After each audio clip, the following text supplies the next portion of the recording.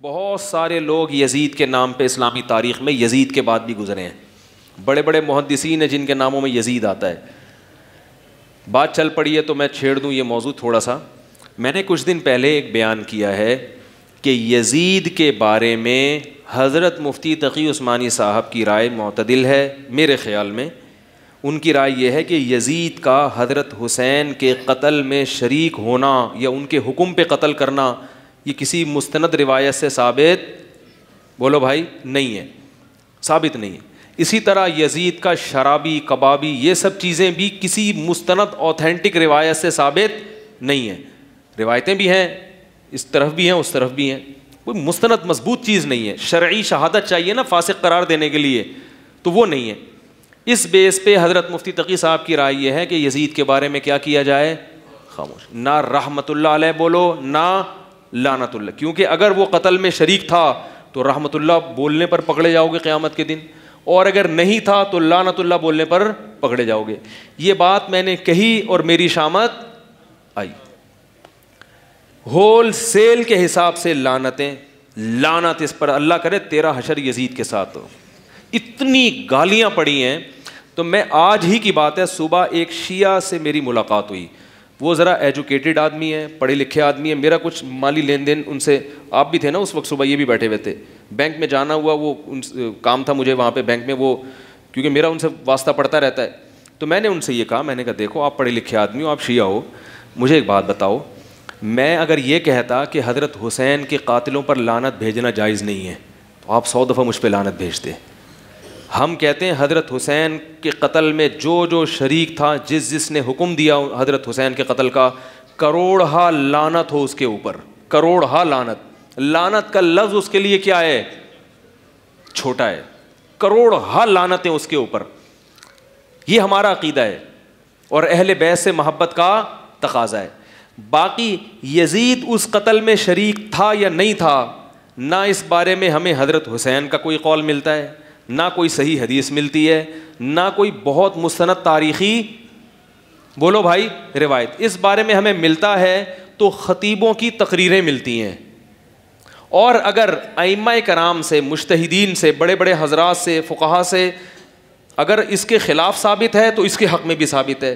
तो उनके अक़वाल में क्या है आपस में, यानी जिसकी जो तहक़ीक़ थी उसने उसी हिसाब से बात, बोलो भाई, कर दी। तो अब हम ये कहते हैं कि जो हज़रत हुसैन के कत्ल में शरीक था उस पर 100 दफ़ा लानत। लेकिन बात यह है कि आप ये साबित करने के लिए कि यजीद कत्ल में शरीक था या नहीं था, मेरी राय को फॉलो मत करें, ना हज़रत मुफ्ती तक़ी साहब की राय को, आप तहक़ीक़ करें। अगर आपने तहक़ीक़ करनी है तो तहक़ीक़ का तरीक़ा ये है कि जो यजीद को कातिल कहते हैं उनकी तहरीरें भी पढ़ें, और इशाअतु तौहीद के बाज़ उलमा ने यजीद के हक़ में किताबें लिखी हैं। अंजुमन इशाअत तौहीद है ना, जो KPK में, पंजाब में बहुत बड़ी जमात है, उनके बाज़ उलमा ने, मैं उन किताबों का नाम और हवाला इसलिए नहीं दूंगा कि फिर मेरे ऊपर बम्बारमेंट कि आप इसको प्रोमोट करने के लिए, असल में मकसद था इस किताब को प्रोमोट करना, वो आप खुद ही तहक़ीक़ कर लें। बाज़ उलमा ने किताबें लिखी हैं जिसमें दलाइल से उन्होंने ये साबित किया है कि यजीद हज़रत हुसैन के कत्ल में शरीक, बोलो भाई, नहीं था, और फासिक फाजिर भी नहीं था, लिहाजा वो रहमतुल्लाह अलैह कहते हैं। तो फिर आप रहमतुल्लाह अलैह वाले भी तहरीरें पढ़ें, लानतुल्लाह अलैह वाली भी तहरीरें पढ़ें, उसके बाद फिर आप एक राय कायम करें। इधर की पढ़ी हैं, उधर की पढ़ी नहीं है, और जो ज़रा सी बात करता है उस पर आपने लानतें भेजना शुरू, ये अंधी तकलीद है। और अगर आपने दोनों तहरीरें नहीं पढ़ी तो आप बोलो हमें नहीं पता क्या था, क्योंकि हर चीज़ का पता होना ज़रूरी,